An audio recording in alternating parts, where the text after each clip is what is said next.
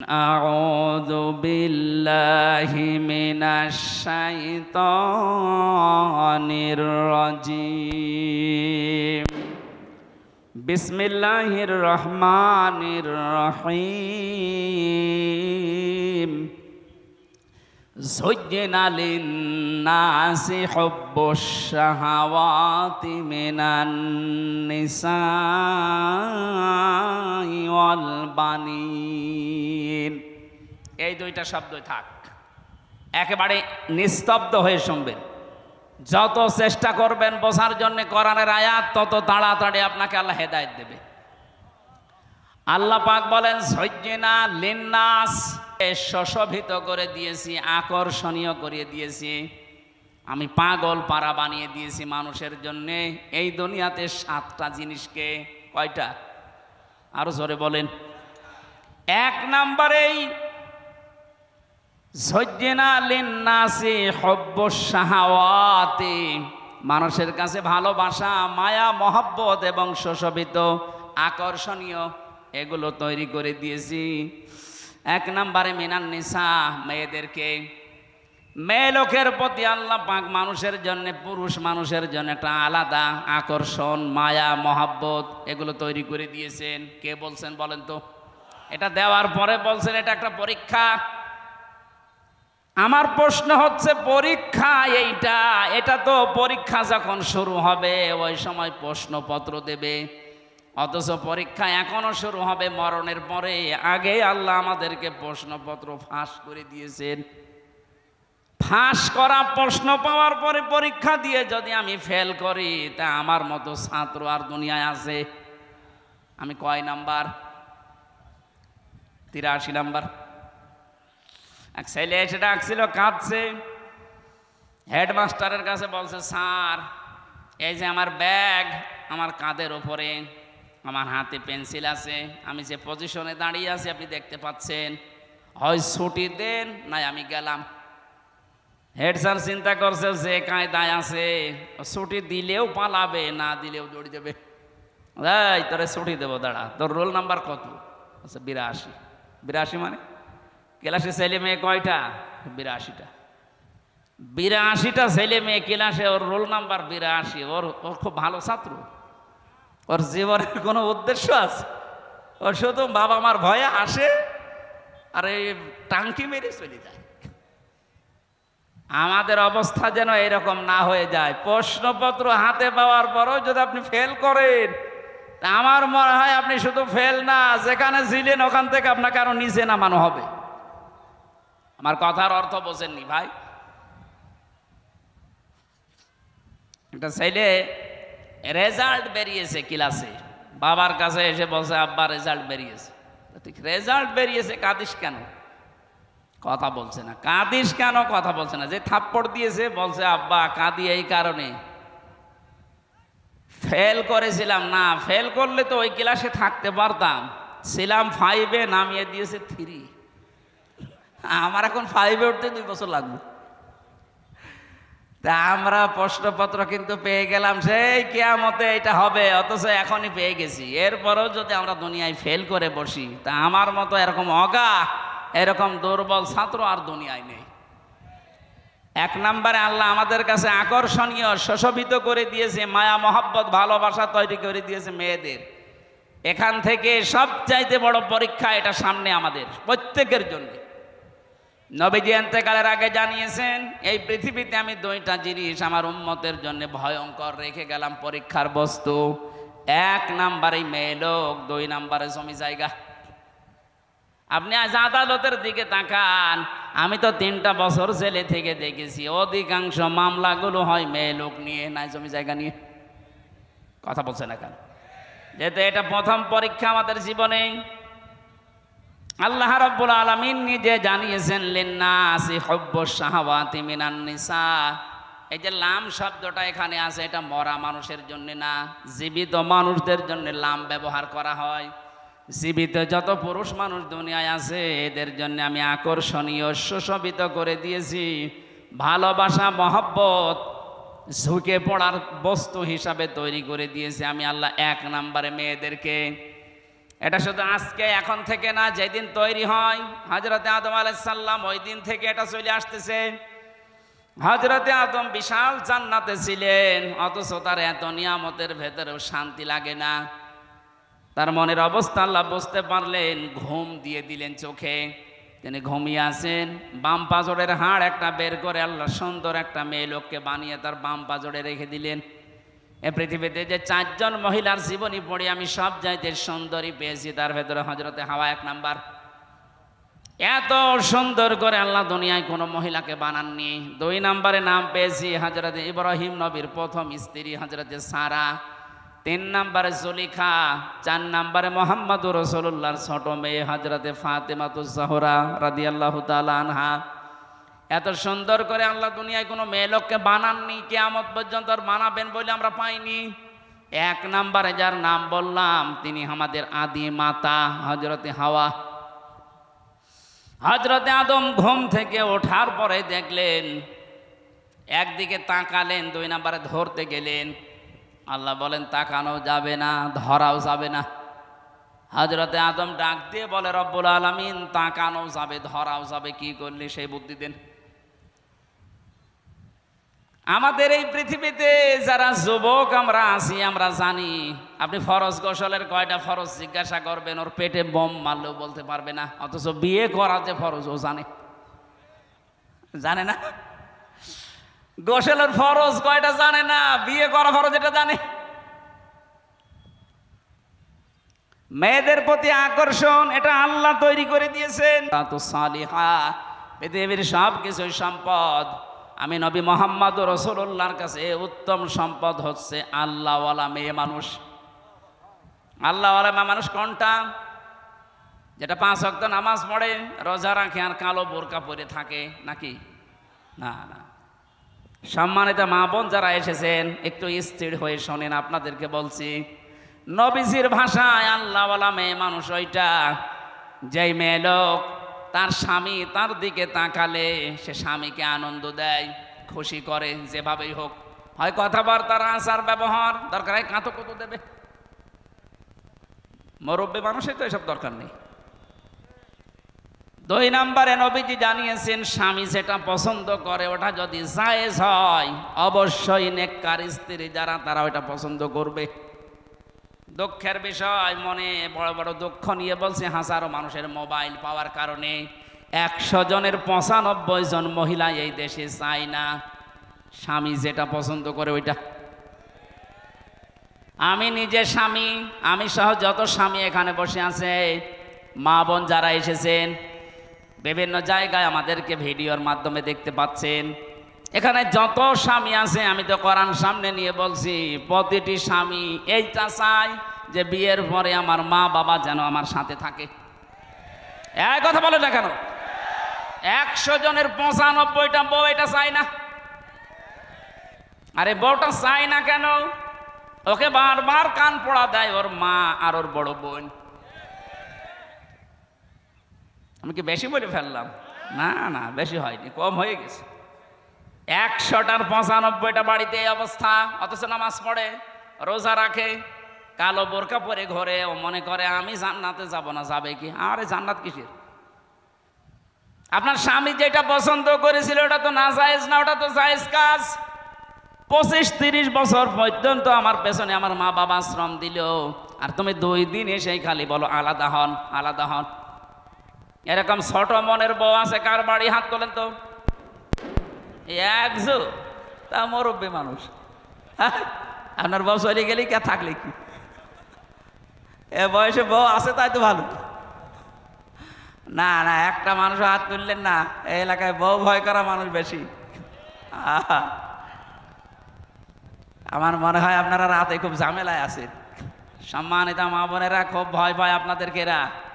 Camera আমার দিকে ঘোরানো, হাত তুলতে ভয় করবে আমার, কারণ ম্যাডাম এখন লাইভ দেখছে, আর এরা হাত তুলছে না ভয়তে। না, আমি হাসির খোরাকি দেয়নি। আজ হাজারো পরিবারে এই ছোট একটা বিষয়ের জন্য অশান্তি লেগে আছে। সন্তান তার মা বাপ থেকে আলাদা হয়ে মা বাবের কাছ থেকে বরদোয়া পর্যন্ত পাচ্ছে।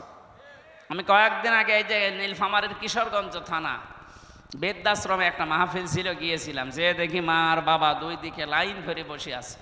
এদের ছেলেরা কেউ বড় বড় অফিসার, টাকার অভাব নেই, কিন্তু বাড়িতে যে একটা ঘর বানিয়ে মাকে রাখবে সেই পরিবেশ স্ত্রীর কারণে নেই।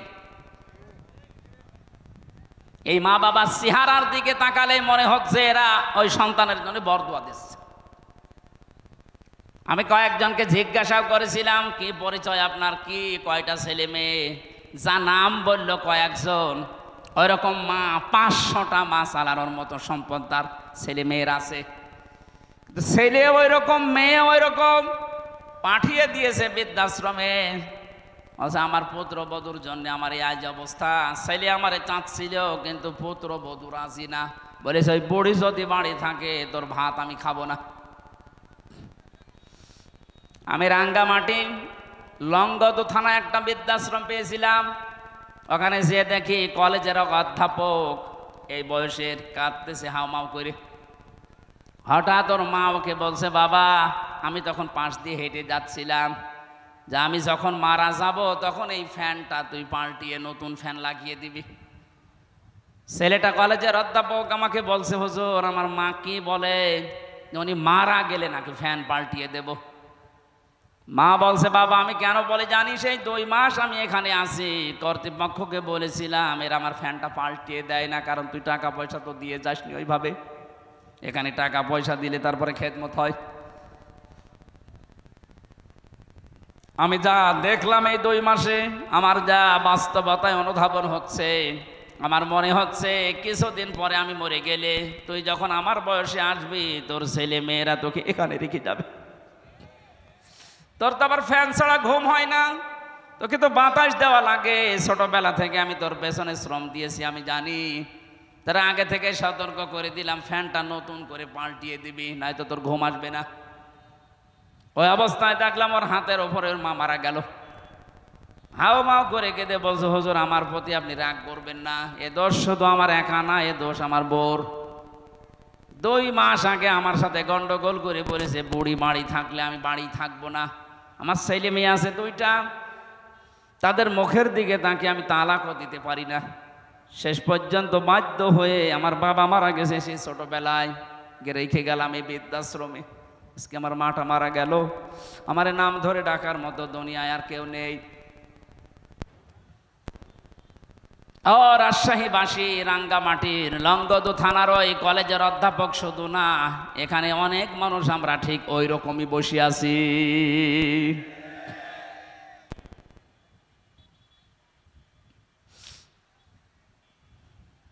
হযরত আদম আলাইহিস সালামকে আল্লাহ ডাক দিয়ে বলেছিলেন, সাবধান, তাকানো যাবে না, ধরাও যাবে না। বলে ধরা যাবে, তাকানো যাবে কি করে? আল্লাহ পাক বলেন, ধরা যাবে, তাকানো যাবে, বিয়ে করা লাগবে। বলছে আমি রাজি আছি। বিয়ে করতে রাজি হলে হয় না, দেন মোহর দেওয়া লাগে। কি দেওয়া লাগে? আমাদের দেশে যদি এটা বাকিতে চলছে, এটা কিন্তু নিয়ম না। আগে মেয়ের হাতে তার ইজ্জতের এই দামটা আপনি তুলে দেবেন, এরপরে তার কাছ থেকে বাড়িতে নিয়ে যাবেন। হযরতে আদম আলাইহিস সালাম বলেছিলেন, আল্লাহ দেন মোহর দেব কি দিয়ে? আল্লাহ বলেন, আমার শেষ নবী মুহাম্মদুর রাসূলুল্লাহর উপরে 10 বার দরুদ শরীফ পড়ো। 10 বার দরুদ শরীফ পড়ার পরে এবার বিয়ে শেষ। আদমকে আল্লাহ ডাক দিলেন, কুলনা ইয়া আদম উসকুন আনতা ওয়া যাওজুকাল জান্নাতা ওয়া কুলা মিনহা রাগাদান হাইসু শি'তুমা, ইলা আখিরি আয়াত। খুব ভালো করে শুনবেন। 31 নম্বর আয়াতে আছে, 35 নম্বর সূরা বাকারার 35 নম্বর আয়াতে আল্লাহ বলেন, আদম বিয়ে হয়ে গেছে এবং বউ নিয়ে এবার বাড়ি চলে যাও। জান্নাত আমাদের আদম আলাইহিস সালামের বাড়ি আর আমাদের বাবার বাড়ি। আমাদের কিসের বাড়ি? তার মানে এই আয়াত থেকে প্রমাণ পেলাম, বিয়ে করে বউ নিয়ে বাবার বাড়ি যাওয়া লাগবে। আর আমরা অনেক মানুষ এমন আছি, বিয়ে করে ঘর জামাই থাকি না। এলাকায় সব নেই? এই ঘর জামাই আছেন কার? হাত তোলেন তো। একজু, তাহলে এই এলাকা ঠিক আছে। না না, আমি হাসতে বলিনি ভাই, এতগুলো মানুষের ভেতরে একটা ঘর জামাই একটা পেলাম শুধু। আলহামদুলিল্লাহ, ভালো তো। এগুলো কুষ্টিয়ায় বেশি। বিয়ে করার পরে বউ নিয়ে ঘর জামায় থাকা লাগবে না বাড়ি নিয়ে যাওয়া লাগবে? বলেন। বউ নিয়ে বাড়ি যে কি করবেন? প্রথমে আল্লাহ দিয়েছেন ওয়াকুলা। জান্নাতে যাবার পরে কি করবা? নিজে যেই মানের খাবার খাবা নিজের বাড়িতে, যেই মানের পোশাক পরবা, ওই মানের খাবার ওই মানের পোশাক বউকে দিবা। আল্লাহ কিন্তু একবারে ওয়াকুলা দিবসন দিয়েছেন, আংতা ওয়াকুলা দেয়নি। আল্লাহ যদি মাঝখানে আংতা দিত যে তুমি আগে মরণের খাওয়া খাও, এরপরে বউকে যা পারো দেও, না, একবারে দিয়ে বচন দিয়ে নারীর অধিকার আল্লাহ প্রতিষ্ঠা করে দিয়েছেন। যতটুকু স্বামী খাবে যেই মানের খাবার ওই মানের খাবার স্ত্রীকে খাওয়ানো লাগবে। এর চাইতে অধিকার আপনাকে দুনিয়ায় কোন ধর্ম দিয়েছে? আপনার অধিকারই আপনি জানেন না। এজন্য নারী পক্ষ, নারী স্বাধীনতা আন্দোলন, নারী বিপ্লব পরিষদের কথা শুনে লাফাচ্ছেন। আরে ওরা আপনাকে ভোগ করতে চায়। কথা বলে না কেন? আজ অনেকে শ্বশুর ভয় দেখাচ্ছে মেয়েদেরকে। ইসলাম যদি দেশে কায়েম হয়ে যায়, ইসলাম যদি রাষ্ট্র ক্ষমতায় চলে যায়, তোমাদেরকে বাক্সবন্দি করে ফেলবে। এই জন্য জামাত ইসলামের শ্রদ্ধাভাজন আমির জামাত ডাক্তার শফিকুর রহমান ঘোষণা দিয়েছেন, ইসলাম যদি দেশে একবার চলে আসে, বিশ্বাস করেন বাংলাদেশে সবচাইতে বেশি নিরাপদে থাকবে মেয়েরা। কারণ ওদের যে অধিকার আল্লাহ দিয়েছে কোরআন দিয়ে, নবীর হাদিস দিয়ে সবগুলো দেওয়া হবে। ইসলাম কায়েম না হলে জীবনও আপনি অধিকার পাবেন না। আপনি কন্যা হিসাবে আজ কোনো অধিকারে নেই, বধূ হিসাবে কোনো অধিকারে নেই, মা বাবা হিসাবে তো নেই। ইসলাম না আসলে কোলার বাস্তবতা আপনি দেখতে পাবেন না। আজ আমরা অনেকেই বাইরে ভালো ভালো খাবারে অভ্যস্ত, হোটেলে মরণের খাওয়া খেয়ে আসে, বাড়িতে যে কি আছে, কি খাচ্ছে না খাচ্ছে, কি মানের খাবার, ওদিকে খেয়াল নেই। মানে ও দুনিয়ার মানুষ, ও মহিলাও না খেয়ে মারা যাক না, আপনি জান্নাত পাওয়া কঠিন হয়ে যাবে। এটা দুনিয়ার বিষয় না, এটা কোরআনের নির্দেশ। অকুলা বউ নিয়ে বাড়িতে যাওয়ার পরে যেই মানের খাবার খাবা ওই মানের খাবার ওকেও খাওয়ানো লাগবে। এতটুকু আল্লাহ শেষ করেননি, রাগাদান হাইসু শিতমা। বউকে শুধু ঘরের ভেতরে চার দেওয়ালে আটক করে রাখলে হবে না, মাঝে মাঝে তাকে যেখানে ইচ্ছা নিয়ে যাও, যা ইচ্ছা খাও। ওই যে জান্নাতের ভেতরে আল্লাহ এটা এমনি দেয়নি। দুনিয়ার ময়দানে যে মানুষগুলো আসবে, এরা যেন তাদের স্ত্রীকে নিয়ে মাঝে মাঝে বেড়াতে যায়, এটা স্ত্রীর অধিকার। এখানে কত মানুষ আছে সারা জীবন কাটিয়ে দিল, কোনোদিন স্ত্রীকে নিয়ে একটু যে মেলায় যাবে না। এখন তো আর মেলা নেই। মেলা আছে? মেলা নাম আছে শুধু মেলার, শিশু মেলা নাম দিয়েছে, শিশু নেই, খালি শিশুর খালারা আর মামারা। ওই রকম মেলায় যাওয়া যাবে না। আল্লাহ কিন্তু এখানে বেঁধে দিয়েছেন নিয়মটা, ওয়ালা তাকরাবা হাদিহি সাজারা, এই গাছের কাছে যাবা না। কোন গাছ? আমরা মনে করি গন্ধম গাছ। আরে ভাই, শুধু গন্ধম গাছে যদি উদ্দেশ্য হবে, তে কোরআনে আল্লাহ দুনিয়ায় পাঠিয়ে দিল কেন? এ দুনিয়ায় গন্ধম গাছ আছে? নেই। আয়াতের তাফসীর করা লাগবে স্থান কাল পাত্র ভেদে, বাস্তবতার সাথে মিলিয়ে। এখন যেহেতু দুনিয়াতে গন্ধম গাছ নেই, কিন্তু আল্লাহর নিষিদ্ধ গাছ আছে। কথা বলেন না কেন? আল্লাহর নিষিদ্ধ গাছ কি? খেজুর গাছ, তাল গাছ, কি আতা গাছ, গাঁজা গাছ। না না, কে বলছে গাঁজা নিষিদ্ধ? গাঁজা খেলে অনেক রোগ সারে। বাংলাদেশে একটা মাত্র জেলা আছে যেখানে আমার জন্ম, সারা পৃথিবীতে একটা জায়গা আমি পাচ্ছি যেখানে পুলিশ পাহারা দিয়ে গাঁজা খাওয়ায়, লালনের মাজারে। না না, গাঁজা গাছের কথা না ভাই। এখানে তাকরাবা হাদিহি সাজারা, এই গাছের কাছে যাবা না, এটা নিষিদ্ধ গাছ বলে আল্লাহ বর্ডার দিয়েছেন। দুনিয়ায় বহু বর্ডার আছে আল্লাহর, এই বর্ডারগুলো যেন আপনি ক্রস না করেন। তাহলে বউ নিয়ে এমন কোনো অনুষ্ঠানে যাওয়া যাবে না, এমন কোনো বিয়ে অনুষ্ঠানে, মার্কেটে, বাজারে, মেলায় যাওয়া যাবে না যেখানে গেলে আপনারও পর্দা থাকে না, আপনার বউরও পর্দা থাকে না। এরকম অনুষ্ঠান নেই। সুতরাং এরকম বিয়ে অনুষ্ঠানে আপনি যেতে পারবেন না। হ্যাঁ, আপনার বোন রাগ করুক, আপনার মা বাবা রাগ করুক, অসুবিধা নেই, কিন্তু আল্লাহকে রাগ করানো যাবে? আল্লাহ এই জন্য নিষেধ করলেন, বউ নিয়ে ঘোরাঘুরি করো, বিভিন্ন জায়গায় যাও, কিন্তু এমন জায়গায় যাবা না যেখানে গেলে পর্দা থাকে না। এমন বিয়ে অনুষ্ঠানে যায়, যাওয়ার সময় পর্দা করে যায়, ওখানে গিয়ে রং মাখামাখি করে। এই কথা বলছেন না কেন? কবিরা গুনাহ হবে। এরকম কোন বিয়েতে যদি যান, যেখানে গেলে যে দেখবেন যে না পর্দা থাকছেন, আপনি চলে আসবেন। এখন যদি মনে করেন আমার আপন ভাই ও মন খারাপ করুক, ওর চাইতে আল্লাহর মন বড় না? কথা বলে না কেন? এই জন্য বউ নিয়ে ঘরের পরিবেশে থাকা বলতে, ঘরে যেমন জানলা আছে, দরজা আছে, ভেন্টিলেটর আছে, এরকম একটা পোশাক পরে নিয়ে যাবেন বাইরে, এটা তার অধিকার ছিল। আমাদের আদি পিতা আদমকে আল্লাহ শিক্ষা দিয়েছেন, বউ নিয়ে শুধু ঘরের ভেতরে থাকবা, ওরে বেড়াতে নিয়ে যাও। আর আগাদান হাইসো সে তোমা, যেখানে ইচ্ছা যাও, কিন্তু সাবধান, আল্লাহর নির্ধারিত বর্ডার ক্রস করা যাবে না। ফাতাকুনা মিনাজ জালিমিন, যদি ক্রস করো আল্লাহর বর্ডার গুলো, তাহলে দুইজনেই জালেম হয়ে যাবে। আর জালেমের জায়গা জাহান্নাম। জালেমের জায়গা কোনটা? আল্লাহ আমাদের হেফাজত করুন, বলেন আমিন। দেখছেন না চেহারা কেমন সুন্দর লাগছে, কি গায়ে দিয়েছি। এরপরও যদি আপনি এদিক ওদিকে তাকান, জামাই জামাই লাগছে না? আর জামাই হওয়া সম্ভব না। আজকের সভাপতি ওনার জন্য দোয়া করছে, আল্লাহ রাব্বুল আলামিন তাকে যেন একটা সন্তান দিয়ে ধন্য করে। ওনার পরিবার আজকে দোয়া চাচ্ছিল আমাদের কাছে যে আমাকে আল্লাহ যেন একটা সন্তান দেন। এখানে হাজারো নেককার মানুষ এসেছেন। আমাদের জাতির পিতা ইব্রাহিম আলাইহিস সালাম দোয়া করেছিলেন 84 বছর বয়সে, রব্বি হাবলি মিনাস সালিহিন, হে আল্লাহ একটা নেককার সন্তান দাও। আল্লাহ রাব্বুল আলামিন তাকে যেন একটা নেককার সন্তান দিয়ে তার স্ত্রীর কলটা পূর্ণ করেন, বলেন আমিন। আমরা কথা বলতে চাচ্ছিলাম যে এই যে ওসি সাহেবের যে তাওবা, এই তাওবাটা আসলে ভণ্ডামি প্রতারণা ছাড়া কিছু হয়নি। উনি তাওবা করছে আল্লাহর কাছে। অপরাধ করলেন আপনি আমাদের কাছে, আর আল্লাহর কাছে তাওবা করবেন মানে? এই 15.5 বছরে যারা জালেম ছিলেন, মানুষের উপরে অত্যাচার, জুলুম, নির্যাতন, আয়না ঘর বানিয়েছিলেন, গুম খুন, ইলিয়াস আলীকে আজও পাওয়া গেল না। আপনি কত বড় মানবতা বিরোধী অপরাধ এটা জানেন? ইলিয়াস আলীর সন্তান এই যে মেয়েটাকে কলের ভেতরে নিয়ে বলছিল, ঠিক আছে আমি দেখতেছি তোমার বাবা কোথায় আছে, অথচ তাকে তখন মেরে ফেলেছে।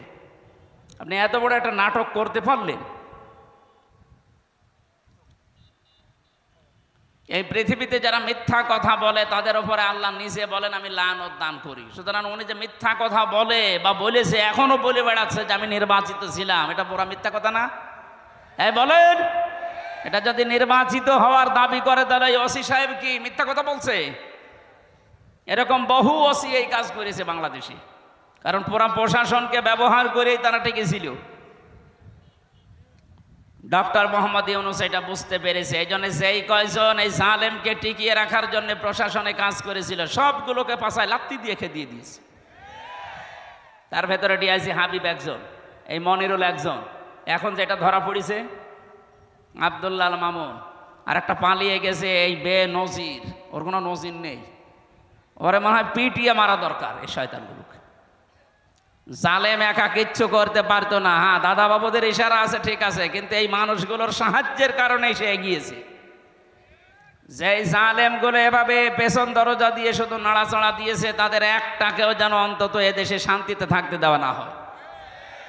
এরা যেমন আমাদেরকে বিনা কারণে 3 বছর, 7 বছর, 8 বছর, কাউকে মাটির নিচে, কাউকে ফাঁসির কন্ডেম সেলের ভেতরে রেখে দিয়েছে। আমরাও চাই এদেরকে অন্তত কিছু না হলেও অর্ধেক শাস্তি দেওয়া হোক। কারণ যে অপরাধ আপনি করবেন, ওই অপরাধের শাস্তি যদি দুনিয়ায় না হয়, আপনার মাফ হবে না। অনেকে মনে করে আমি আস্তাগফিরুল্লাহ পড়ছি, মাফ হবে না। কিসের মাফ আপনার? নবীজির কাছে একজন মহিলা এসে বলেছে, হে রাসূল, আমি জেনা করে ফেলেছি, যৌবনের তাড়নায়, শয়তানের ধোঁকায় পড়ে আমি জেনা করেছি, আপনি আমাকে মুক্ত করেন এই পাপ থেকে। নবীজি বললেন, ঠিক আছে, কথা কাউকে বলবা না, বাড়ি চলে যাও। মেয়েটি আবার সামনে গিয়ে বলে, হে রাসূল, আপনি আমাকে তাওবা পড়ান, আমাকে মুক্ত করেন। নবীজি কি বলতে পারতেন না, ঠিক আছে গোপনে আস্তাগফিরুল্লাহ পড়ি নাও? পারতেন না? বলেছিলেন না? ভালো করে শুনবেন, জন্মের পর থেকে হাদিস শুনছেন, এইভাবে শোনেননি। বিশ্বনবী তাকে জানালেন, কাউকে বলবা না, যাও, চলে যাও, বাড়ি যাও। ও আবার সামনে এসে বলে, হে রাসূল, আমারে মুক্ত করেন। কিয়ামতে কঠিন ময়দানে এই বিচার ডবল করে হোক, এটা আমি চাই না। দুনিয়ায় যেন এটা সাফ হয়ে যায়। নবীজি বললেন, তুমি জেনা করার কারণে গর্ভবতী হয়েছো? বলে হ্যাঁ। তাহলে বিচার এখন হবে না, আগে সন্তানটা খালাস হোক। সন্তান হবার পরে সঙ্গে সঙ্গে এসেছে, বলে হে রাসূল তাড়াতাড়ি করেন, আমার তো জীবনের গ্যারান্টি নেই, কখন মরে যাই। এই পাপ নিয়ে যদি আমি দুনিয়া থেকে বিদায় নেই, কিয়ামতে আল্লাহ এটা আবার বিচার আরম্ভ করবে ডবল করে। নবীজি বললেন না, এখনই না, একটা সন্তানের 2 বছর পর্যন্ত দুধ দেওয়ার অধিকার থাকে তার মায়ের। কয় বছর? না ঠিক আছে, 2 বছর তোমার বুকের দুধের অধিকার আছে তোমার সন্তানের। কিন্তু এই দায়িত্বটা টাকা পয়সা দিয়েও যদি পালন করা লাগে তাহলে করা লাগবে বাবার। দুধ খাওয়ানোর দায়িত্ব কার? মায়ের মানে বাবার মানে, মায়ের মানে বাবার মানে, কয়বার কয় কথা বলছেন? একবার বলেন। হ্যাঁ, বাবার। কোরআনে কারিমে আল্লাহ দিয়েছেন লিমান আরাদা আন ইউতিম্মার রাদা। এখানে যারা আরবি গ্রামার বোঝে, শব্দটা মুযাক্কার, পুরুষবাচক শব্দ। আল্লাহ পাক বলেন এই দায়িত্ব দিয়েছি আমি আল্লাহ বাবাদেরকে। যেহেতু বাবাদের ওই সিস্টেম নেই, এই কারণে মারা ওই দায়িত্ব পালন করে। মা যদি বলে আমি করব না, তার গুনাহ হবে না। কি কথা বুঝছেন এখানে? এটা আমার মনে হয় মাইকে না বলা ভালো ছিল। এখন যদি আবার দুধ খাওয়ানো বন্ধ করে দেয় সাথে আমরা এখন মুসিবতে পড়ব, কারণ আমাদের তো আর মেশিনপত্র নেই। কথা বলে না, মুসিবত হয়ে যাবে না? হ্যাঁ, ওরা যদি এখন বলে যে না, এ দায়িত্ব যাতে এতদিন জানতাম না, এখন জানলাম যে পুরুষের, ও সাথে আমরা এ কষ্ট করে আর দেবো না। কি কষ্ট একটা সন্তানকে দুধ খাওয়ানো, প্রত্যেক দিন কমপক্ষে 7 থেকে 8 বার করি। বিজ্ঞান এখন জানিয়েছে, কি চিকিৎসা বিজ্ঞান, যে প্রতিবার যদি 1 পোয়া করেও হয়, কমপক্ষে 2 বছরে 36 মণ দুধ খাওয়ানো লাগে। অথচ মায়ের ওজন মাত্র 1 মণ। কথা বলে না কেন? 1-1.5 মণ ওজন তার, সেখান থেকে 36 মণ দুধ এক একটা সন্তানের জন্য আল্লাহ বের করেন। হ্যাঁ, মায়েরা যারা এ কাজ করেন তাদের অনেক বেনিফিট আছে সামনে। 1 ফোঁটা দুধের জন্য আপনি একটা নফল রোজা রাখার সওয়াব পাবেন। বিশ্বনবী জানিয়েছেন, সন্তান দুনিয়াতে আসার পরে যদি তার মুখের ভেতরে 1 ফোঁটা দুধ আপনি দিতে পারেন, একটা মরা মানুষ জিন্দা করে দিলে যে সওয়াব হয়, ওই সওয়াব মায়ের আমল নামায় আল্লাহ লিখে দেন। এটা আমাদের ভাগ্যে নেই, আল্লাহ আপনাদেরকে দিয়েছেন। আপনি যদি পালন করতে না চান, আপনার গুনাহ হবে না, কিন্তু দায়িত্ব আপনার। আপনি না চাইলে গুনাহ নেই। বাবা যদি বলে যে হ্যাঁ আমি তোমাকে 2 লাখ 5 লাখ টাকা দেবো, তাও দুধ খাওয়াও, আপনাকে তাও দেওয়ার অধিকার আমাদের আছে, কিন্তু সেই সামর্থ্য তো অনেক বাবার নেই। এই জন্য আপনারা দয়া করেন, আপনারা দয়া করে যান। মনে করবেন এই আয়াত জানতাম না। 2 বছর পরে মেয়েটা এসেছে, হে রাসূল তাড়াতাড়ি করেন, আমারে মুক্ত করেন। বিশ্বনবী ছেলেটাকে এক সাহাবীর আন্ডারে দিয়ে দিলেন। সাহাবীদেরকে বললেন এই মহিলাকে মাটির ভেতরে গেড়ে দাও, দূর থেকে পাথর নিক্ষেপ করো। খুব ভালো করে খেয়াল করে মিলান, বাংলাদেশের সাথে হাদিসটা মিলবে। চারিদিক থেকে যখন পাথর আরম্ভ হয়েছে, হযরতে খালিদ ইবনে ওয়ালিদ বলেন আমি এমন জোরে একটা পাথর নিক্ষেপ করলাম, পাথরটা মেয়েটার নাকের ওপরে লাগার পরেই ফিনকি দিয়ে রক্ত আমার শরীরের ভেতরে লেগেছে।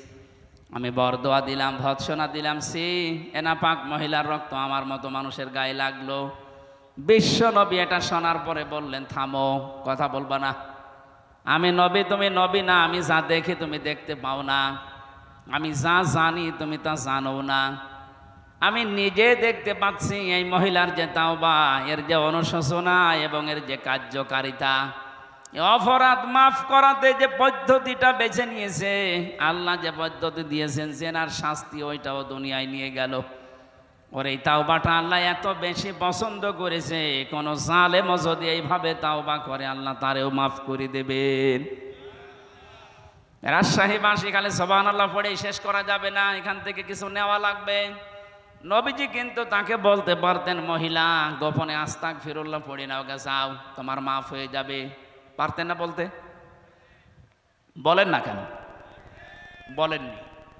তিনি 3-3 ফেরত দিয়েছিলেন, কেউ যেন না জানে, তাহলে আল্লাহ তোরে মাফ করে দিত। কিন্তু মহিলা বারবার বলছে আমার মুক্ত করেন, আমি কিয়ামতে এই বিচার আমি আর দেখতে চাই না। আল্লাহর নবী তখন ঠিক যেভাবে বিচার ইসলামে আছে করে দিলেন। সুতরাং এই 15.5 বছরে যারা গমের সাথে, খুনের সাথে, যারা মানুষের চাঁদাবাজির সাথে, চুরির সাথে, মানুষকে বিনা কারণে মিথ্যা মামলা দিয়ে হয়রানি করার সাথে, ধরিয়ে দেওয়ার সাথে, বিনা কারণে মানুষকে জেল খাটানোর সাথে, ঘর বাড়ি থাকতে দিতেন না, আয়না ঘরের সাথে যারা জড়িত, তারা যদি এখন শুধু আস্তাগফিরুল্লাহ পড়ে হাসাও মাহমুদের মতো হবে না, ওর শাস্তি পাওয়া লাগবে আগে।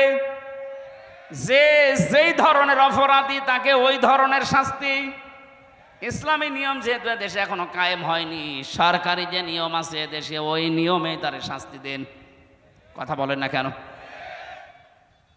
10 পয়সা পরিমাণে কেউ যদি সম্পদ চুরি করে, ও যদি অভাবে না করে স্বভাবে করে, তাহলে তার হাত কেটে দেওয়ার নিয়ম।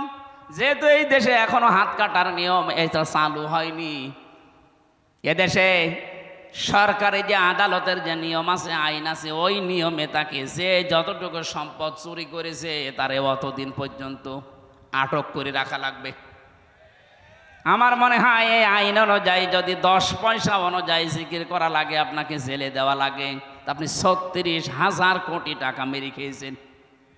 তাও দরবেশ। কি বেশ? দরবেশ যদি এই করে থাকে, বাকিগুলোর অবস্থা যে কত খারাপ। কালকে এক সচিব ধরা পড়েছে, ও বলছে আমি 10 টাকা 20 টাকা করে গুছিয়েছি। 10 টাকা 20 টাকাতে 1000 টাকা নোট কোথায় পেলি? হ্যাঁ, 1,25,00,000 টাকা তার বাড়িতে। এর আগে আর একজন দরবেশ ধরা পড়েছিল মৌলভীবাজারের, 3 কোটি টাকা বাড়িতে পাওয়া গেছে। 75 ভরি স্বর্ণ, 8টা দেশের রূপা, বিভিন্ন দেশের মানে যে মুদ্রা পাওয়া গেছে তার বাড়িতে। এর প্রত্যেকটা চরিত্র এরকম।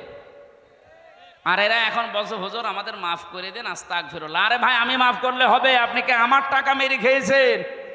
আপনি এদেশের 18 কোটি মানুষের টাকা মেরে খেয়েছেন। আগে 18 কোটি মানুষের বাড়ি বাড়ি যেয়ে বলেন। এই জন্য জালেমরা যা করেছে ওদের দুনিয়াও শেষ, কারণ অনেক মানুষ মারা গেছে 15.5 বছরে, তাদের কাছেও মাফ চাবে কি করে? এই কথা বলেন না কেন? না, আমরা যেন আমাদের কপালে আবার ওরকম আগুন না লাগাই। অনেকে তো ধান্দায় আছে, আগে চেয়ারে বসি দেখে কি করা যায়। না, এগুলো থামা লাগবে ভাই। আপনি নিজের কপালে নিজে আগুন লাগাবেন না। জালেমদের বিরুদ্ধে আল্লাহ নিজে যখন মামলা দেবে, উনি নিজেই বিচারক, নিজেই মামলার বাদী। আপনার তার মানে জাহান্নাম ছাড়া উপায় নেই। আল্লাহ তুমি আমাদেরকে এই রকম অবস্থা থেকে বাঁচাও, বলেন আমিন। আমি আবার রিপিট করছি বিষয়টা, যারা এরকম অপরাধ করেছেন, যদি মনে করেন বড় হুজুর দিয়ে আস্তাগফিরুল্লাহ পড়িয়ে নিলে মাফ হয়ে যাবে, না, বিষয়টা ঠিক না। আপনি ভুল পথে আছেন। আর যারা এগুলো করাচ্ছে তারা আপনাকে প্রতারণায় স্বীকার করাচ্ছে। আপনি এই মুহূর্তে নবীর ওই সাহাবিয়ার মতো আমার মনে হয় তাওবা করে যদি পবিত্র হয়ে মুক্ত হয়ে যেতে পারেন, আপনার জীবনটাই কিছু পাবেন। আর যদি এইভাবেই মারা যান, মরণের পরে আল্লাহ আপনার এই পাপের জন্যে, কেউ যদি গুমের সাথে জড়িত থাকে, কেউ যদি আয়না ঘরের সাথে জড়িত থাকে, কেউ যদি মানুষকে বিনা কারণে মিথ্যা মামলা দিয়ে আটক করা, এই পাপের সাথে জড়িত থাকে, নাকি এই পাপ দুনিয়ায় ছিল না? বলেন। সারা বাংলাদেশে কোনো পাপ যদি নাও থাকে, এই পাপটা ছিল। আন্দাজে মিথ্যা মামলা দিয়ে তারা বছরের পর বছর জেল কাটিয়েছে। কত মানুষকে 15.5 বছর বাড়িতে পর্যন্ত থাকতে দেয়নি। ধানের খেতে, বাঁশের খেতে, বিভিন্ন জায়গায় মানুষগুলো থাকতো। আপনি এই অপরাধের জন্য আস্তাগফিরুল্লাহ পড়বেন, আল্লাহ মাফ করে দেবে, তাহলে ওর প্রতি অবিচার হবে না? আল্লাহকে অবিচার করে? বলেন বলেন। ন্যায় বিচারের স্বার্থে হলেও আপনাকে আমি আহ্বান জানাচ্ছি, যার যে অপরাধ যার কাছে, তার কাছে যে স্বীকার করেন। আর আগামীতে এই পাপ আর এই পৃথিবীতে যেন না হয়। আল্লাহ আমাদেরকে সাহাবিয়ার মতো তাওবা করার তৌফিক যেন দান করেন, বলেন আমিন। সুতরাং যারা আজও বিশ্বের মোড়লদের স্বীকৃতি পাওয়ার জন্য এই মিথ্যা কথা ছড়াচ্ছেন যে আমরা নির্বাচিত ছিলাম, এ কথা আপনি বন্ধ করেন। নয়তো নামের আগে যে হাজী সাহেব, এটা পাজি সাহেব হয়ে যাবে। বলেন। যে আল্লাহ আমাদেরকে কোরআনের কিছু হেদায়েতমূলক কথা শোনানোর জন্য এখানে বসিয়েছেন। অনেক মানুষ ছিল এলাকায়, সবাইকে আল্লাহ নেয়নি, নিয়েছে। কারণ এখানে আসার জন্য, যেহেতু এটা ইবাদত, ইবাদত করার জন্য আল্লাহর দয়া লাগে। আল্লাহ রাব্বুল আলামিন ওই মানুষকেই ভালোবাসেন যাকে ইবাদত করার মতো যোগ্যতা দেন। আজকে যেহেতু একটা ইবাদতের সময় সুযোগ আমরা বের করতে পেরেছি আল্লাহর কাছ থেকে, বলেন তো আলহামদুলিল্লাহ। দরুদ আর সালাম পড়ছি আমাদের নবী মুহাম্মদুর রাসূলুল্লাহ সাল্লাল্লাহু আলাইহি ওয়াসাল্লামের প্রতি। কিয়ামতে যার সুপারিশ ছাড়া কেউ জান্নাতে যেতে পারবে না। আপনি নিজের আমল নিয়ে নিজে জান্নাতে না, সম্ভব না। যদি এক গ্লাস পানির হিসাবে আল্লাহ জিজ্ঞাসা করে আপনি পারবেন না। পারবেন? এজন্য সুপারিশ লাগবে। যিনি সুপারিশ করবেন তার উম্মত হওয়ার যোগ্যতা আমাদের অর্জন করা দরকার। কোরআনে কারীম জানিয়েছে ইয়াউমাইযিল লা তানফাউশ শাফাআতু ইল্লা মান আযিনা লাহুর রহমানু ওয়া রাদিয়া লাহু কওলা। সূরা তাহা 109 নম্বর আয়াতে আছে ইয়াউমাইদিন, সেই দিন, লা তানফাউ, নাফা ইয়ানফাউ মানে উপকার পাওয়া। এটা মোজারে, বর্তমান, ভবিষ্যৎ, প্রেজেন্ট, ফিউচার, দুইটা কাল দিয়ে আল্লাহ জানিয়েছেন। এখন যারা মারা যাচ্ছে ওদের জন্য যদি দুনিয়ায় কেউ আল্লাহর কাছে দোয়া করে, সুপারিশ করে, প্রার্থনা করে, বলে আল্লাহ মাফ করো, মাফ করছে না, ভবিষ্যতে কিয়ামত পর্যন্ত নবীর সুপারিশও কবুল হবে না। ইল্লা মান আযিনা লাহুর রহমান, যার প্রতি আল্লাহ রহমান নিজে এজেন্ট না দেবেন, অনুমতি না দেবেন। আয়াত থেকে শিক্ষা পেয়েছি আমরা দুইটা। আমার জন্য নবী কিয়ামতে যদি শুকরিয়া আদায় করে, আমার জন্য যদি সুপারিশ করে, প্রথম নাম্বারে আমার প্র্যাকটিক্যাল লাইফ যেটা, জীবন যেটা, এই বিশাল জীবনের উপরে আল্লাহর রাজি থাকা লাগবে। আর রাজশাহীবাসী এবার নিজের দিকে তাকিয়ে বলেন তো, আপনার তো নিজেরটা নিজে জানেন, যা করছেন যা করবেন এর উপরে আমার আল্লাহ রাজি আছে। আপনার বিশ্বাস হয় যে আল্লাহ রাজি হয়ে গেছে? না। এখনই আমাদের মন ডেকে বলছে না যে হ্যাঁ আমি যা করছি আল্লাহ রাজি আছে, না, এটা সম্ভব না। আমাদের মনে জীবনও সায় দেবে না। নবী পর্যন্ত মাঝে মাঝে বলতেন আল্লাহর দয়া ছাড়া, রহমত ছাড়া কেউ জান্নাতে যাবে না। সাহাবীরা বলতেন হুজুর আপনি বিশ্ব নবী বলেন না, আমিও পাবো না। বলেন তো যারা আগে পেছনের সব অপরাধ আল্লাহ মাফ করে দিয়েছে, তার যদি হয় মনের অবস্থায়, তা আমাদের কত অবস্থা থাকা দরকার। সেই টেনশন, টেনজেন্সি আমাদের ভেতরে এখনো উদয় হয় না। কিয়ামতের জন্য সুপারিশ পাওয়ার জন্য প্রথম যোগ্যতা অর্জন করতে হবে এখন থেকেই। বাকি যতদিন বেঁচে আছি এমন জীবন তৈরি করব যে জীবনের ওপর আমার আল্লাহ রাজি আছে। কথা বোঝা গেছে? রাদিয়াল্লাহু কাওলা। দ্বিতীয় নাম্বার তো আরো কঠিন। আল্লাহ পাক বলেন যার কথা শুনতে আমি আল্লাহ রাজি থাকবো, তার মানে আপনার প্র্যাকটিক্যাল লাইফে এমন কোনো কথা বলা যাবে না যে কথার উপরে আল্লাহ নারাজ হয়ে যায়। মিথ্যা কথা বললে আল্লাহ রাজি হয় না নারাজ হয়? আরো জোরে। তাহলে দুনিয়াতে যতদিন বেঁচে আছি যাই করি, দুনিয়া একদিকে হয়ে গেল, আমি মিথ্যা বলবো না। এটা শুধু সামিয়ানার নিচে বলুন। সত্যি সত্যি যদি এটা আমরা মেনে নিতে পারি যে জীবন চলে যাক, আমি মিথ্যা বলবো না, আপনি একটা অনির্বচন সুখ পাবেন। এই যে বাচ্চারা, পাখি এবং মুরগির যে বাচ্চাগুলো আমরা দেখতে পাই মায়ের ডানার নিচে যখন থাকে, ডানাগুলো এত সফট, এত কোমল, এত নরম, পরের সাথে যখন পর মিলে যায়, ওর নিচে বাচ্চারা যাবার পরে দেখবেন একটা কিচির মিচির আওয়াজ দেয়। বাংলা এটাকে অনির্বচন সুখ বলে। এটা পৃথিবীতে কিনতে পাওয়া যাবে না। মায়ের আঁচলের নিচে এই সুখটা আছে। আল্লাহ পাক বলেন মানুষ যখন আমার নিষিদ্ধ কর্ম ছেড়ে দেয়, ওর সামর্থ্য থাকে তারপরেও নিষিদ্ধ জিনিস ছেড়ে দেয়, ওকে আল্লাহ একটা আবেশ, একটা আলাদা আনন্দ ওর মনের ভেতরে তৈরি করে দেয়, যেটা টাকা দিয়ে সম্ভব না। ওটা আজ আমরা অনেকেই পাই না। হ্যাঁ পাই তারা যে মানুষগুলো নিষিদ্ধ কাজ ছেড়ে দিতে পারে। যেহেতু নিষিদ্ধ কাজের ভেতরে মিথ্যা একটা, আর এইটার জন্য আজ যত বড় বড় অপরাধ সংগঠিত হয় বা হচ্ছে, আজকে থেকে সিদ্ধান্ত নেওয়া লাগবে জীবনে যা হয়ে যায় যাক, মিথ্যা কথা বলবো না। রাজি আছেন কারা বলেন তো? এই আন্দাজে হাত তোলা যাবে না, কিন্তু সামনে এরকম বহু পরিবেশ আসবে, মিথ্যা বলা লাগবে। আলহামদুলিল্লাহ এলাকার মানুষ ভালো আছে। সুতরাং রাসূলের সুপারিশ পাওয়ার জন্য যে দুইটা যোগ্যতার কথা কোরআন দিয়ে জানালাম, এমন জীবন তৈরি করা লাগবে যার উপরে আল্লাহ রাজি, এমন কথা বলা লাগবে যে কথা শুনতে আল্লাহর ভালো লাগে। আল্লাহ আমাকে সহ যারাই এসেছি এই আয়াতটা মেনে চলার তৌফিক দেন। সূরা তাহা 116 নম্বর আয়াত, যে কোনো তাফসীর ভালো করে মিলাবেন, দেখবেন আপনার জীবন আরো পরিচ্ছন্ন হবে ইনশাআল্লাহ। আজকে আমরা তেলাওয়াত করলাম সূরা আলে ইমরানের 14 নম্বর আয়াত। গুরুত্বপূর্ণ একটা বিষয় আল্লাহ আমাদেরকে নাড়া দিয়েছেন, যেহেতু আমরা মত্ত আছি এই দুনিয়ার জীবন নিয়ে, তাদেরকে আল্লাহ শোনাচ্ছেন। জবান ছেড়ে কোরআনের এই আয়াত আয়ত্ত করার জন্য এবং আমল করার জন্য পড়বেন। আউযু বিল্লাহি মিনাশ শাইতানির রাজিম। বিসমিল্লাহির রহমানির রহিম। যুয়্যিনা লিন-নাসি হুব্বুশ শাহাওয়াতি মিনান নিসাই ওয়াল বানিন। এই দুইটা শব্দই থাক, একেবারে নিস্তব্ধ হয়ে শুনবেন। যত চেষ্টা করবেন বোঝার জন্য কোরআনের আয়াত, তত তাড়াতাড়ি আপনাকে আল্লাহ হেদায়েত দেবে। আল্লাহ পাক বলেন যুয়্যিনা লিন-নাস, সুশোভিত করে দিয়েছি, আকর্ষণীয় করে দিয়েছি, আমি পাগল পারা বানিয়ে দিয়েছি মানুষের জন্যে এই দুনিয়াতে 7টা জিনিসকে। কয়টা? আরো জোরে বলেন।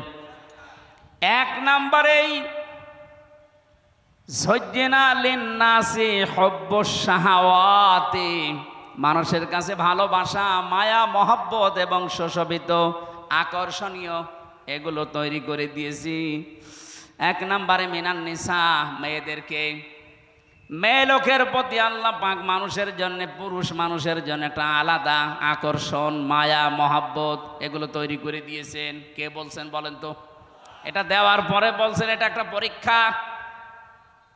আমার প্রশ্ন হচ্ছে, পরীক্ষা এটা তো পরীক্ষা যখন শুরু হবে ওই সময় প্রশ্নপত্র দেবে, অথচ পরীক্ষা এখনো শুরু হবে মরণের পরে। আগে আল্লাহ আমাদেরকে প্রশ্নপত্র ফাঁস করে দিয়েছেন। ফাঁস করা প্রশ্ন পাওয়ার পরে পরীক্ষা দিয়ে যদি আমি ফেল করি, তা আমার মতো ছাত্র আর দুনিয়ায় আছে? আমি কয় নাম্বার? 83 নাম্বার। এক ছেলে এসে ডাকছিল, কাঁদছে, হেডমাস্টারের কাছে বলছে, স্যার এই যে আমার ব্যাগ আমার কাঁধের ওপরে, আমার হাতে পেন্সিল আছে, আমি যে পজিশনে দাঁড়িয়ে আছি আপনি দেখতে পাচ্ছেন, হয় ছুটি দেন নাই আমি গেলাম। হেড স্যার চিন্তা করছে যে কায়দায় আছে, ছুটি দিলেও পালাবে, না দিলেও দৌড়ে দেবে। এই তোরে ছুটি দেবো, দাঁড়া, তোর রোল নাম্বার কত? আচ্ছা 82। 82 মানে ক্লাসে ছেলে মেয়ে কয়টা? 82টা। 82টা ছেলে মেয়ে ক্লাসে, ওর রোল নাম্বার 82। ওর খুব ভালো ছাত্র, ওর জীবনের কোনো উদ্দেশ্য আছে? ওর শুধু বাবা মার ভয়ে আসে আর এই টাঙ্কি মেরে চলে যায়। আমাদের অবস্থা যেন এরকম না হয়ে যায়। প্রশ্নপত্র হাতে পাওয়ার পরও যদি আপনি ফেল করেন, আমার মনে হয় আপনি শুধু ফেল না, যেখানে ছিলেন ওখান থেকে আপনাকে আরো নিচে নামানো হবে। আমার কথার অর্থ বোঝেননি ভাই? একটা ছেলে রেজাল্ট বেরিয়েছে ক্লাসে, বাবার কাছে এসে বলছে, আব্বা রেজাল্ট বেরিয়েছে। রেজাল্ট বেরিয়েছে, কাঁদিস কেন?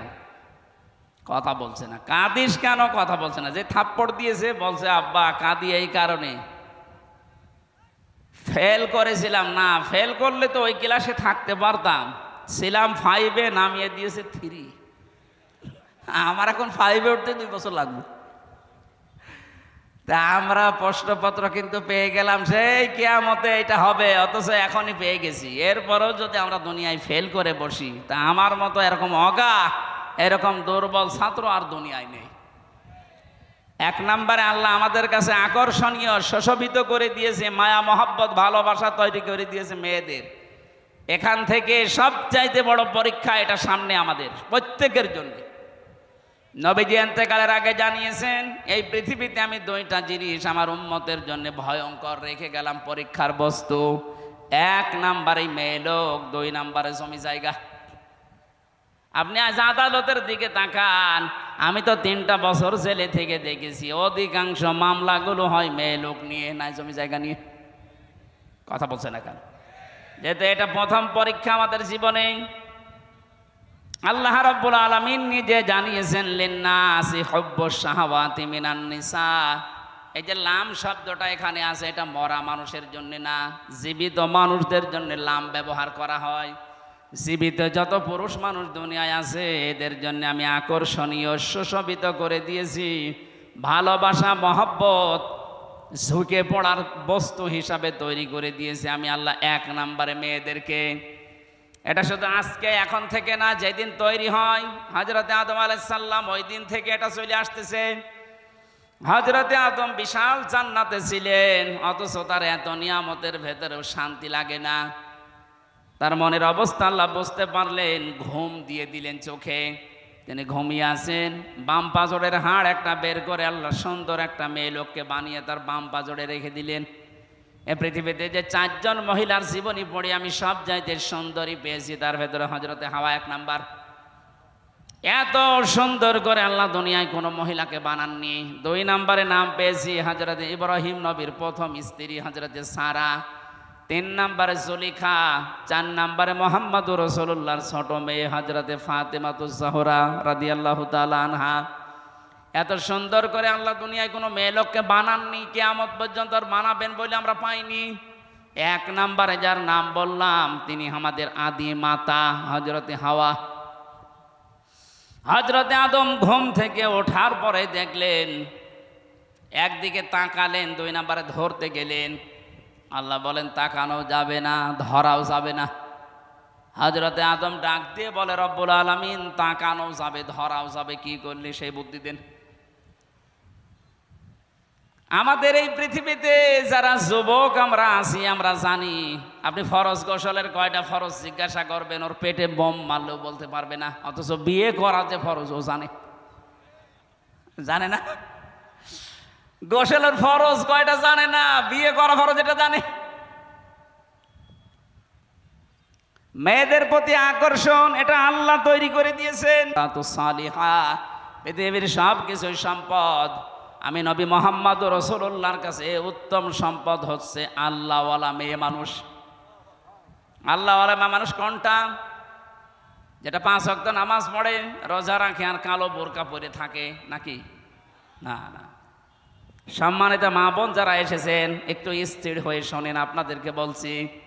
নবীজির ভাষায় আল্লাহওয়ালা মেয়ে মানুষ ওইটা, যেই মেয়ে লোক তার স্বামী তার দিকে তাকালে সে স্বামীকে আনন্দ দেয়, খুশি করে, যেভাবেই হোক। হয় কথাবার্তার আচার ব্যবহার, দরকার হয় কাঁতো কুতো দেবে। মুরব্বী মানুষের তো এসব দরকার নেই। 2 নম্বরে নবীজি জানিয়েছেন, স্বামী যেটা পছন্দ করে ওটা যদি জায়েজ হয়, অবশ্যই নেককার স্ত্রী যারা তারা ওটা পছন্দ করবে। দুঃখের বিষয়, মনে বড় বড় দুঃখ নিয়ে বলছে, হাজারো মানুষের মোবাইল পাওয়ার কারণে 100 জনের 95 জন মহিলা এই দেশে চায় না স্বামী যেটা পছন্দ করে ওইটা। আমি নিজে স্বামী, আমি সহ যত স্বামী এখানে বসে আছে, মা বোন যারা এসেছেন, বিভিন্ন জায়গায় আমাদেরকে ভিডিওর মাধ্যমে দেখতে পাচ্ছেন, এখানে যত স্বামী আছে, আমি তো কোরআন সামনে নিয়ে বলছি, প্রতিটি স্বামী এইটা চায় যে বিয়ের পরে আমার মা বাবা যেন আমার সাথে থাকে। এই কথা বলে না কেন? 100 জনের 95টা বউ এটা চায় না। আরে বউটা চায় না কেন? ওকে বারবার কান পড়া দেয় ওর মা আর ওর বড় বোন। আমি কি বেশি বলে ফেললাম? না না, বেশি হয়নি, কম হয়ে গেছে। 100টার 95টা বাড়িতে এই অবস্থা, অথচ নামাজ পড়ে, রোজা রাখে, কালো বোরকা পরে ঘরে, ও মনে করে আমি জান্নাতে যাব না। যাবে কি? আরে জান্নাত কিসের? আপনার স্বামী যেটা পছন্দ করেছিল ওটা তো না জায়েজ না, ওটা তো জায়েজ কাজ। 25-30 বছর পর্যন্ত আমার পেছনে আমার মা বাবা শ্রম দিল, আর তুমি 2 দিন এসেই খালি বলো আলাদা হন, আলাদা হন। এরকম ছোট মনের বউ আছে কার বাড়ি? হাত তোলেন তো। একজো, তা মুরব্বী মানুষ। হ্যাঁ, আপনার বউ চলে গেলে কে থাকলে কি, এ বয়সে বউ আছে তাই তো ভালো। না না, একটা মানুষ হাত তুললেন না, এই এলাকায় বউ ভয় করা মানুষ বেশি। আহা, আমার মনে হয় আপনারা রাতে খুব ঝামেলায় আছেন। সম্মানিত মা বোনেরা, খুব ভয় পায় আপনাদেরকে এরা। ক্যামেরা আমার দিকে ঘোরানো, হাত তুলতে ভয় করবে আমার, কারণ ম্যাডাম এখন লাইভ দেখছে, আর এরা হাত তুলছে না ভয়তে। না, আমি হাসির খোরাকি দেয়নি। আজ হাজারো পরিবারে এই ছোট একটা বিষয়ের জন্য অশান্তি লেগে আছে।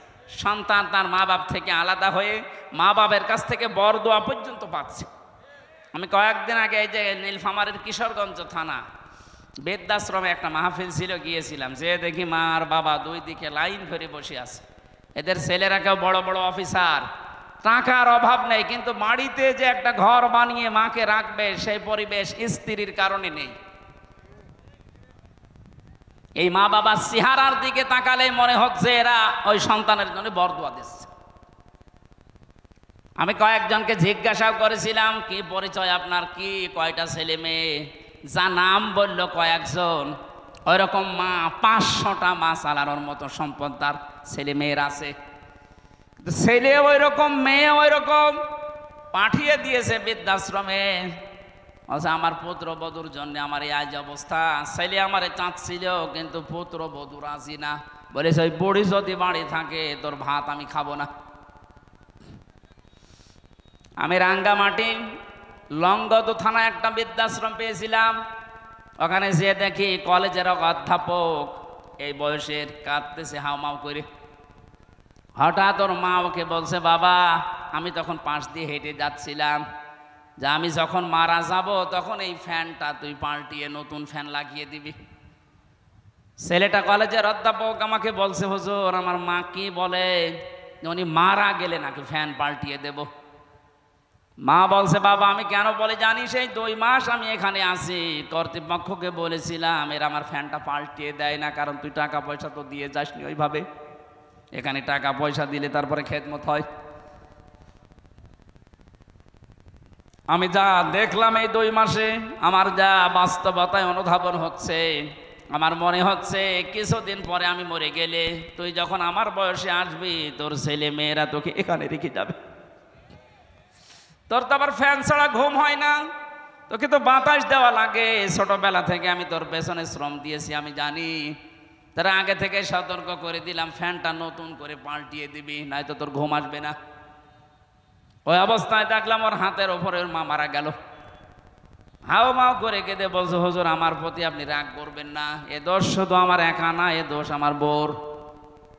2 মাস আগে আমার সাথে গন্ডগোল করে বলেছে, বুড়ি বাড়ি থাকলে আমি বাড়ি থাকবো না। আমার ছেলে মেয়ে আছে 2টা, তাদের মুখের দিকে তাকে আমি তালাকও দিতে পারি না। শেষ পর্যন্ত বাধ্য হয়ে আমার বাবা মারা গেছে সেই ছোটবেলায়, রেখে গেলাম এই বৃদ্ধাশ্রমে। আজকে আমার মাটা মারা গেল, আমার নাম ধরে ডাকার মতো দুনিয়ায় আর কেউ নেই।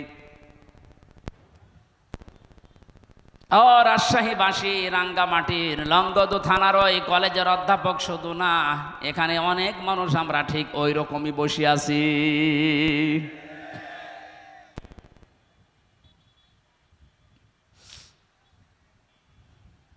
হযরত আদম আলাইহিস সালামকে আল্লাহ ডাক দিয়ে বলেছিলেন, সাবধান, তাকানো যাবে না, ধরাও যাবে না। বলে ধরা যাবে, তাকানো যাবে কি করে? আল্লাহ পাক বলেন, ধরা যাবে, তাকানো যাবে, বিয়ে করা লাগবে। বলছে আমি রাজি আছি। বিয়ে করতে রাজি হলে হয় না, দেন মোহর দেওয়া লাগে। কি দেওয়া লাগে? আমাদের দেশে যদি এটা বাকিতে চলছে, এটা কিন্তু নিয়ম না। আগে মেয়ের হাতে তার ইজ্জতের এই দামটা আপনি তুলে দেবেন, এরপরে তার কাছ থেকে বাড়িতে নিয়ে যাবেন। হযরত আদম আলাইহিস সালাম বলেছিলেন, আল্লাহ দেন মোহর দেব কি দিয়ে? আল্লাহ বলেন, আমার শেষ নবী মুহাম্মদুর রাসূলুল্লাহর উপরে 10 বার দরুদ শরীফ পড়ো। 10 বার দরুদ শরীফ পড়ার পরে এবার বিয়ে শেষ। আদমকে আল্লাহ ডাক দিলেন, কুলনা ইয়া আদম উসকুন আনতা ওয়া যাওজুকাল জান্নাতা ওয়া কুলা মিনহা রাগাদান হাইসু শি'তুমা। ইলা আখিরি আয়াত, খুব ভালো করে শুনবেন। 31 নম্বর আয়াতে আছে, 35 নম্বর সূরা বাকারার 35 নম্বর আয়াতে আল্লাহ বলেন, আদম বিয়ে হয়ে গেছে এবং বউ নিয়ে এবার বাড়ি চলে যাও। জান্নাত আমাদের আদম আলাইহিস সালামের বাড়ি আর আমাদের বাবার বাড়ি। আমাদের কিসের বাড়ি? তার মানে এই আয়াত থেকে প্রমাণ পেলাম বিয়ে করে বউ নিয়ে বাবার বাড়ি যাওয়া লাগবে। আর আমরা অনেক মানুষ এমন আছি বিয়ে করে ঘর জামাই থাকি না। এলাকায় সব নেই? এই ঘর জামাই আছেন কার? হাত তোলেন তো। একজু, তাহলে এই এলাকা ঠিক আছে। না না, আমি হাসতে বলিনি ভাই। এতগুলো মানুষের ভেতরে একটা ঘর জামাই একটা পেলাম শুধু। আলহামদুলিল্লাহ, দেখ ভালো তো। এগুলো কুষ্টিয়ায় বেশি। বিয়ে করার পরে বউ নিয়ে ঘর জামাই থাকা লাগবে না বাড়ি নিয়ে যাওয়া লাগবে? বলেন। বউ নিয়ে বাড়ি যে কি করবেন? প্রথমে আল্লাহ দিয়েছেন ওয়াকুলা। জান্নাতে যাবার পরে কি করবা? নিজে যেই মানের খাবার খাবা নিজের বাড়িতে, যেই মানের পোশাক পরবা, ওই মানের খাবার ওই মানের পোশাক বউকে দিবা। আল্লাহ কিন্তু একবারে ওয়াকুলা দিবসন দিয়েছেন, আংতা ওয়াকুলা দেয়নি। আল্লাহ যদি মাঝখানে আংতা দিত যে তুমি আগে মরণের খাওয়া খাও এরপরে বউকে যা পারো দাও, না, একবারে দিবসন দিয়ে নারীর অধিকার আল্লাহ প্রতিষ্ঠা করে দিয়েছেন। যতটুকু স্বামী খাবে যেই মানের খাবার ওই মানের খাবার স্ত্রীকে খাওয়ানো লাগবে। এর চাইতে অধিকার আপনাকে দুনিয়ায় কোন ধর্ম দিয়েছে? আপনার অধিকারই আপনি জানেন না। এজন্য নারী পক্ষ, নারী স্বাধীনতা আন্দোলন, নারী বিপ্লব পরিষদের কথা শুনে লাফাচ্ছেন। আরে ওরা আপনাকে ভোগ করতে চায়। কথা বলে না কেন? আজ অনেকে শ্বশুর ভয় দেখাচ্ছে মেয়েদেরকে। ইসলাম যদি দেশে কায়েম হয়ে যায়, ইসলাম যদি রাষ্ট্র ক্ষমতায় চলে যায়, তোমাদেরকে বাক্সবন্দি করে ফেলবে। এই জন্য জামাত ইসলামের শ্রদ্ধাভাজন আমির জামাত ডাক্তার শফিকুর রহমান ঘোষণা দিয়েছেন, ইসলাম যদি দেশে একবার চলে আসে, বিশ্বাস করেন বাংলাদেশে সবচাইতে বেশি নিরাপদে থাকবে মেয়েরা। কারণ ওদের যে অধিকার আল্লাহ দিয়েছে কোরআন দিয়ে, নবীর হাদিস দিয়ে সবগুলো দেওয়া হবে। ইসলাম কায়েম না হলে জীবনও আপনি অধিকার পাবেন না। আপনি কন্যা হিসাবে আজ কোনো অধিকারে নেই, বধূ হিসাবে কোনো অধিকারে নেই, মা বাবা হিসাবে তো নেই। ইসলাম না আসলে কোলার বাস্তবতা আপনি দেখতে পাবেন না। আজ আমরা অনেকেই বাইরে ভালো ভালো খাবারে অভ্যস্ত, হোটেলে মরণের খাওয়া খেয়ে আসে, তো বাড়িতে যে কি আছে, কি খাচ্ছে না খাচ্ছে, কি মানের খাবার ওদিকে খেয়াল নেই। মানে ও দুনিয়ার মানুষ, ও মহিলাও না খেয়ে মারা যাক না, আপনি জান্নাত পাওয়া কঠিন হয়ে যাবে। এটা দুনিয়ার বিষয় না, এটা কোরআনের নির্দেশ। অকুলা, বউ নিয়ে বাড়িতে যাওয়ার পরে যেই মানের খাবার খাবা ওই মানের খাবার ওকেও খাওয়ানো লাগবে। এতটুকু আল্লাহ শেষ করেননি। রাগাদান হাইসু শিতমা, বউকে শুধু ঘরের ভেতরে চার দেওয়ালে আটক করে রাখলে হবে না, মাঝে মাঝে তাকে যেখানে ইচ্ছা নিয়ে যাও, যা ইচ্ছা খাও। ওই যে জান্নাতের ভেতরে আল্লাহ এটা এমনি দেয়নি। দুনিয়ার ময়দানে যে মানুষগুলো আসবে এরা যেন তাদের স্ত্রীকে নিয়ে মাঝে মাঝে বেড়াতে যায়, এটা স্ত্রীর অধিকার।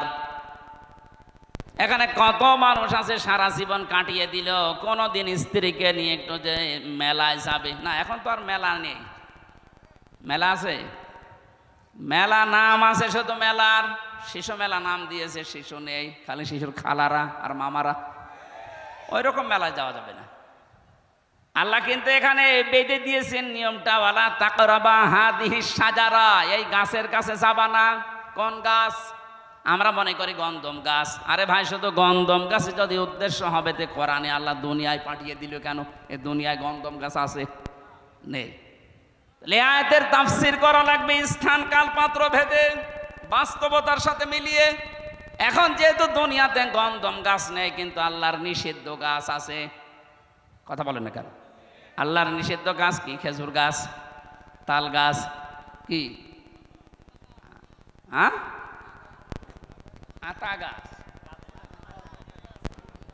গাঁজা গাছ। না না, কে বলছে গাঁজা নিষিদ্ধ? গাঁজা খেলে অনেক রোগ সারে। বাংলাদেশে একটা মাত্র জেলা আছে যেখানে আমার জন্ম, সারা পৃথিবীতে একটা জায়গা আমি পাচ্ছি যেখানে পুলিশ পাহারা দিয়ে গাঁজা খাওয়ায়, লালনের মাজারে। না না, গাঁজা গাছের কথা না ভাই।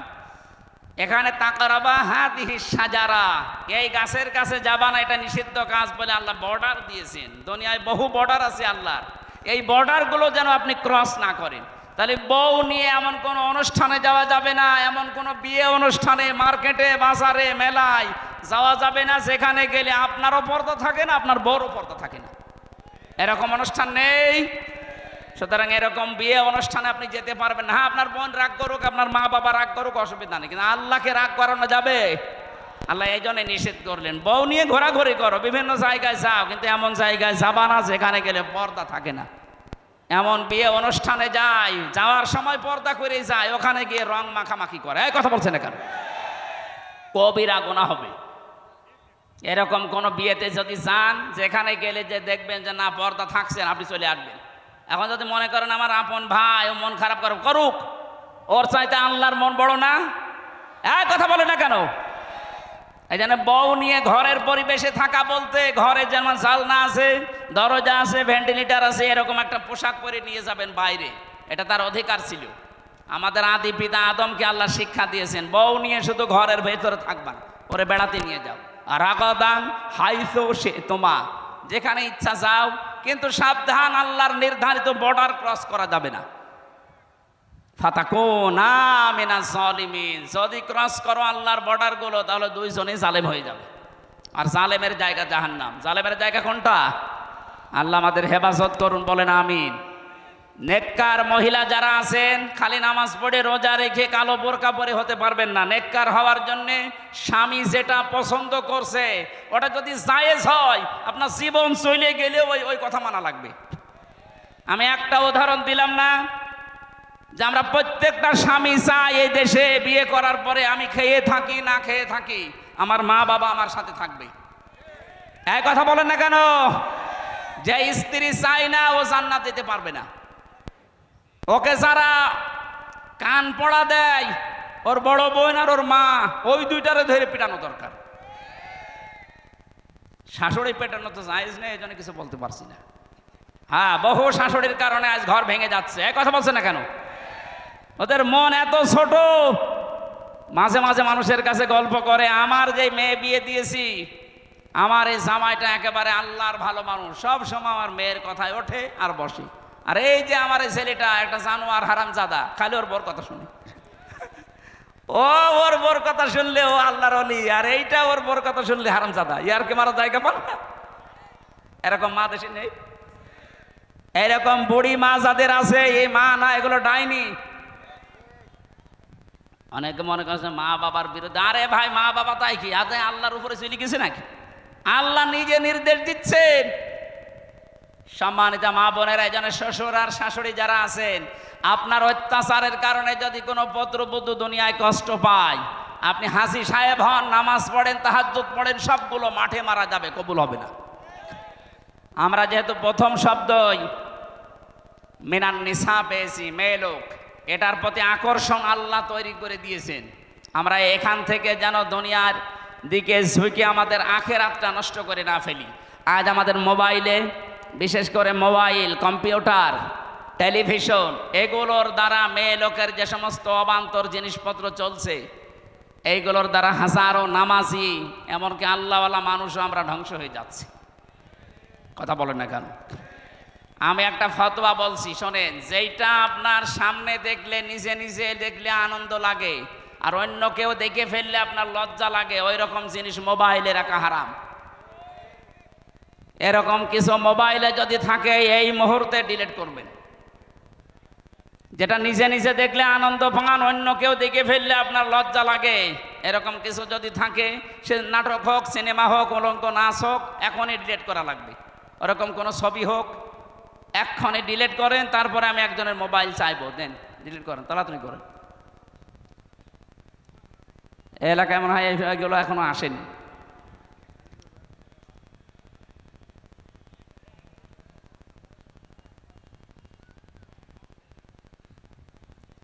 এটা একটা পরীক্ষার জায়গা। পৃথিবীতে কেউ হয়তো দেখে না, কিন্তু একজন এমন আছে, তিনি আমার সব খবর, চোখের পলক পর্যন্ত তিনি টের পান। কথা বলেন ঠিক কিনা? যাদের পরকীয়া প্রেম চলছে ওদের ওই নাম্বারগুলো এখনো ডিলিট করে দেন। যদি মুখস্থ করে রাখেন নাম্বার, 10 দিন আপনি কল দেবেন না, দেখবেন নাম্বার ভুলে গেছেন, নাকি মনের খাতায় লিখে রেখেছেন। যাদের বান্ধবী আছে বান্ধবীর নাম্বারে কল, ওই মহিলার সাথে কথা বলা যায় যাচ্ছে, যে মহিলার সাথে আপনার বিয়ে করা হারাম, ওই মহিলার সাথে ওই আনন্দ সারে একেবারে মোলায়েম কণ্ঠ দিয়ে কথা বলা জায়েজ নেই, যার সাথে বিয়ে জায়েজ আছে। 14 জন মহিলার নাম পেয়েছি, এই মহিলাগুলোর সাথে আপনি দেখা করতে পারেন, কথা বলতে পারেন।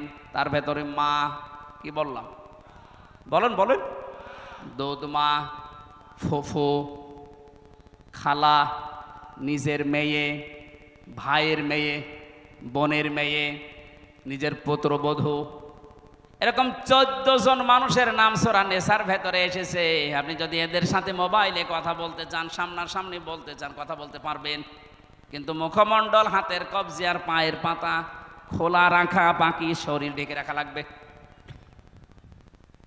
14 জনের বাইরে যদি কারো সাথে কেউ কথা বলতে চায়, কোনো মহিলাও, আল্লাহ পাক কোরআনে নির্দেশ দিয়েছেন, ইয়া নিসা আন-নাবিয়্যি লাস্তুন্না কাআহাদিম মিনান নিসাই ইন ইত্তাকাইতুন্না ফালা তাখদা'না বিল কওলি ফায়াতমা'আল্লাযী ফী কলবিহি মারাদুন ওয়া কুলনা কাওলাম মা'রুফা।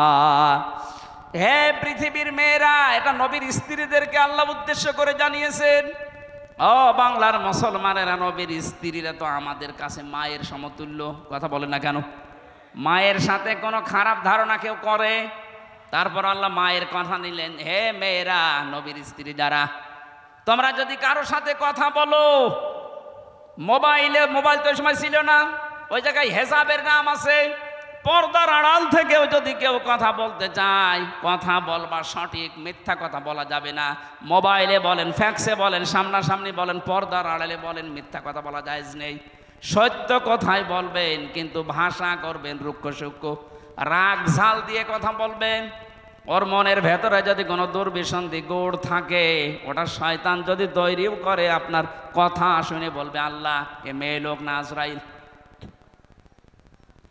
আর যদি নায়িকার মতো আপনি শুরু করেন মোলায়েম কণ্ঠ দিয়ে, ওর অন্তরের ভেতরে শয়তান বিষ তৈরি করবে, মুনাফিকে তৈরি করবে, শেষ পর্যন্ত আস্তে আস্তে দেখা যাচ্ছে জেনার দিকেও চলে যেতে পারে। কথা বলেন ঠিক কিনা? আল্লাহ আমাদের এই পারিবারিক জীবনে এই গোনাটা অনেকের হয়ে যাচ্ছে, আমাদেরকে যেন আল্লাহ বাঁচান, বলেন আমিন। মেয়েরা কথা বলবে কোন আওয়াজ দিয়ে, কোন কণ্ঠস্বর দিয়ে, আল্লাহ তাও কোরআনে দিয়ে দিয়েছেন।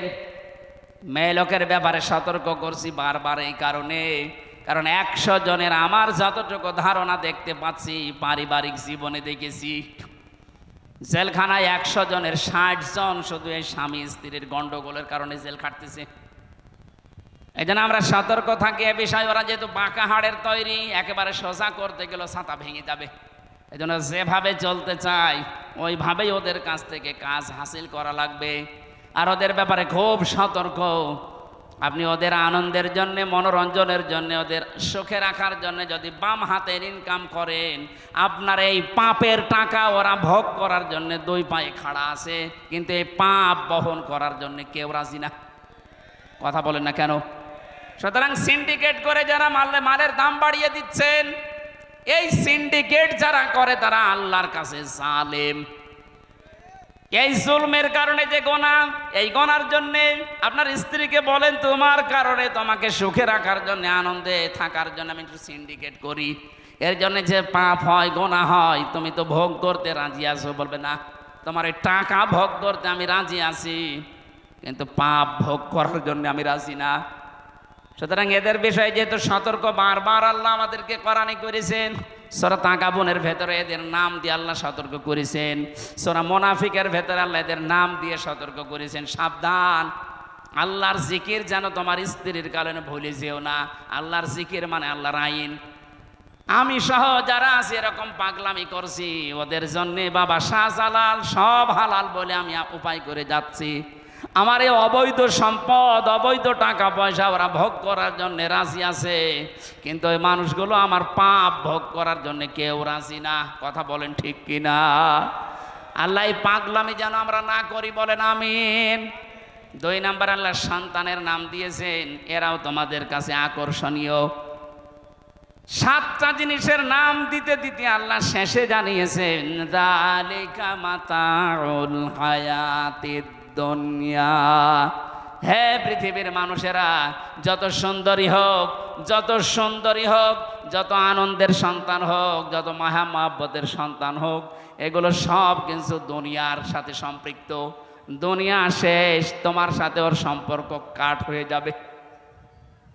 যেন ওদের পেছনে পড়ি আমি আল্লাহর আখিরাত ভুলে যেও না। আল্লাহু ইনদাহু হুসনুল মাব, আমার কাছে উত্তম জিনিস আমি রেখে দিয়েছি।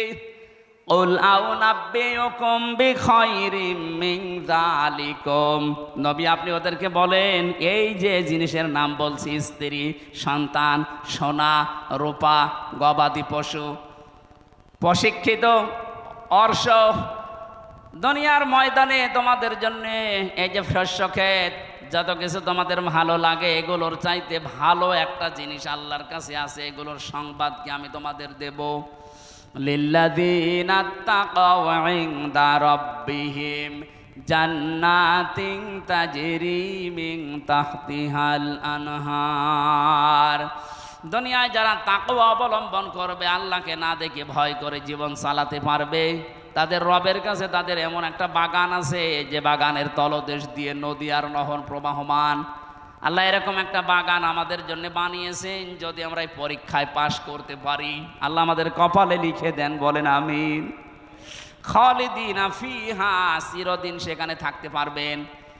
ওয়াজওয়াজুম মুতাহহারা ওয়া রিদওয়ানুম মিনাল্লাহ, সেখানে পবিত্র স্ত্রী আপনার সঙ্গী আল্লাহ বানিয়ে দেবেন, যদি দুনিয়ার এই স্ত্রীর পরীক্ষায় পাশ করতে পারেন। শুধু মুতাহহারা না, রিদওয়ানুম মিনাল্লাহ, আল্লাহ জীবনের মতো, চিরদিনের মতো আল্লাহ রাজি হয়ে যাবে আমাদের উপরে। আল্লাহু বাসীরুম বিল ইবাদ, আল্লাহ পাক বলেন, আমার বান্দাদের প্রতি কিন্তু খুব তীক্ষ্ণ দৃষ্টি আমি দিয়ে রেখেছি। সুতরাং আমাদের পালানোর কোনো পথ নেই। এই পরীক্ষায় পাশ করার মাধ্যমে আল্লাহর কাছে মনোনীত যে বাগান জান্নাত পাওয়া যাবে। আমি সহ যারা এসেছি, আল্লাহ এই পরীক্ষায় সর্বোত্তম নাম্বার নিয়ে পাশ করার তৌফিক দান করো, বলেন আমিন। আল্লাহুম্মা আমিন। লা ইলাহা ইল্লা আনতা সুবহানাকা ইন্নী কুনতু মিনাজ জালিমিন। রব্বিরহামহুমা কামা রব্বায়ানি সাগীরা। আল্লাহ তাআলা পরীক্ষা হিসাবে যেগুলো দিয়েছে দুনিয়াতে, প্রত্যেকটি পরীক্ষায় উত্তীর্ণ হওয়ার তৌফিক দাও। জানি না কোন মোনাজাত, কোন ইবাদত, কোন বন্দেগী তোমার কাছে মনোনীত, যতটুকুই করি আল্লাহ যেইটা ভালো লাগে তার ওসিলায় জীবনের অপরাধগুলো মাফ করে দাও। বিশাল বিশাল জিনিস আমাদের সামনে পরীক্ষার, বিশেষ করে স্ত্রী, সন্তানাদি, দুনিয়ার মোহ, ক্ষমতা, টাকা পয়সা পাওয়ার। আল্লাহ এই পরীক্ষায় আমাদেরকে দুনিয়ার জীবনে উত্তীর্ণ হওয়ার মতো ঈমান দান করো। 3টা বছর জালেমের জেলখানায় বন্দী ছিলাম, শরীরটা মারাত্মক অসুস্থ, এখনো পর্যন্ত স্বাভাবিক হচ্ছে না। হাজারো বান্দা বান্দি বসে আছি, আল্লাহ যার হাত পছন্দ হয় তার হাতের দিকে তাকিয়ে আমাকে আগের অবস্থায় আবার ফিরিয়ে দাও। কোরআনে কারিমের এই আয়োজনে যারা আঞ্জাম দিয়েছে, একটা মাদ্রাসার ওসিলায় রব্বুল আলামিন এই মাদ্রাসার যত প্রয়োজন আছে তোমার